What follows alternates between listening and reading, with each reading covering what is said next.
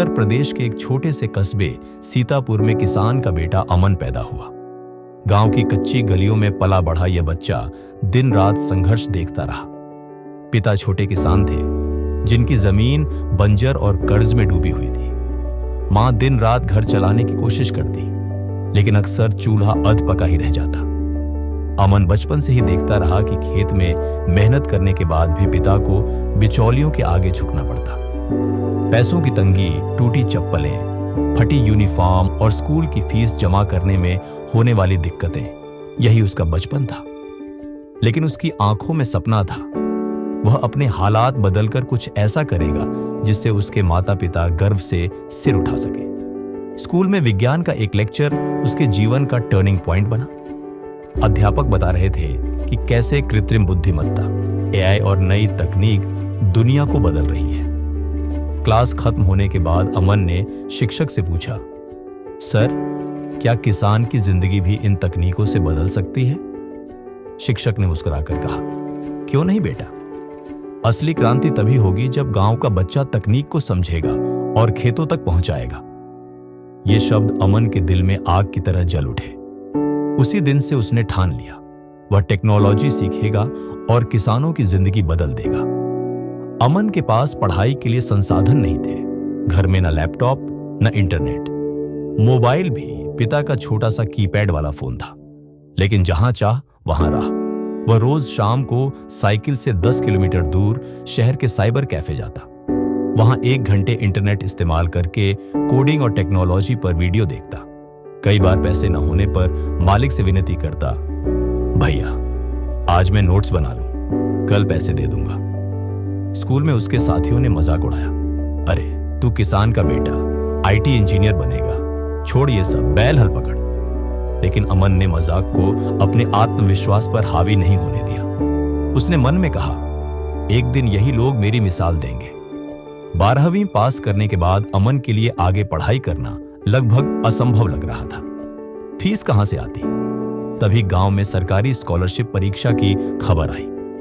अमन ने जी जान लगाकर पढ़ाई की।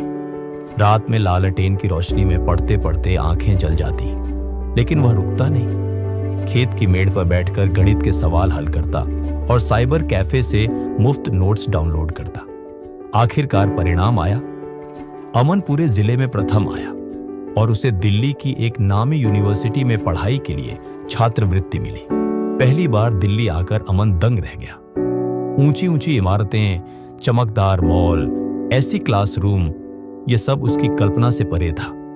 यहां अमीर घरों के बच्चे अंग्रेजी में धारा प्रवाह बोलते थे, महंगे लैपटॉप और गैजेट्स का इस्तेमाल करते थे। शुरुआत में अमन डर गया।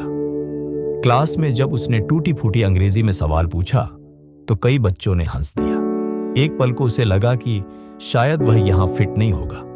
लेकिन उसी रात उसने पिता का थका हुआ चेहरा और मां के आंसू याद किए।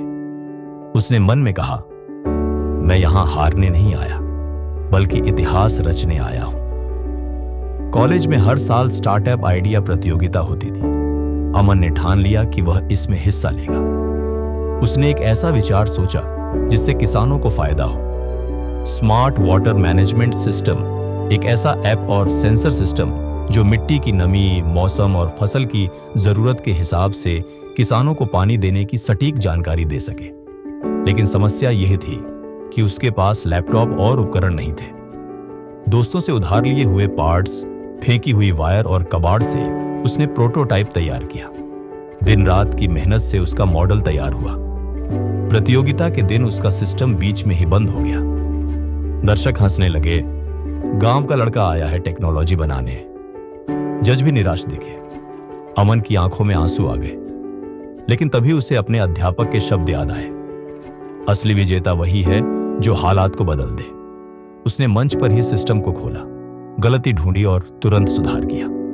कुछ मिनट बाद उसका मॉडल फिर से काम करने लगा। इस बार पूरा हॉल तालियों से गूंज उठा। जजों ने कहा, यह सिर्फ एक मॉडल नहीं बल्कि गांव की जरूरत है। यह आइडिया भारत के किसानों की जिंदगी बदल सकता है। अमन ने प्रतियोगिता जीत ली। उसे इन्वेस्टर्स से फंड मिला और सरकार की ओर से भी मदद मिली। उसने पढ़ाई पूरी होते होते ग्रीन टेक सॉल्यूशंस नाम की अपनी कंपनी शुरू कर दी। कुछ ही वर्षों में उसका सिस्टम हजारों गांवों तक पहुंचा। किसान अब स्मार्टफोन से अपनी फसल की निगरानी करने लगे। पानी की बर्बादी रुकी और पैदावार बढ़ी। जब अमन अपने गांव लौटा तो वही लोग जो कभी उसका मजाक उड़ाते थे अब कहते, अमन हमारे गांव का हीरो है। इसने साबित कर दिया कि गरीबी सपनों को नहीं रोक सकती। गांव में बच्चों ने उसे घेर लिया और बोले, भैया हम भी आपके जैसे बनना चाहते हैं। अमन ने मुस्कुराकर कहा, सपनों को कभी मत छोड़ना। हालात चाहे कितने भी कठिन हो, मेहनत और विश्वास से हर सपना सच हो सकता है। अमन की कहानी हमें सिखाती है कि जिंदगी कितनी भी कठिन क्यों ना हो, सपनों का पीछा मत छोड़ो। गरीबी, ताने और असफलताएं सिर्फ परीक्षा है। असली विजेता वही है जो गिरकर भी उठे और आगे बढ़े।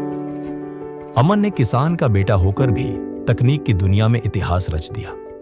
उसकी यात्रा यह साबित करती है कि सपनों को हालात से बड़ा बनाओ, फिर दुनिया तुम्हारे कदम चूमेगी।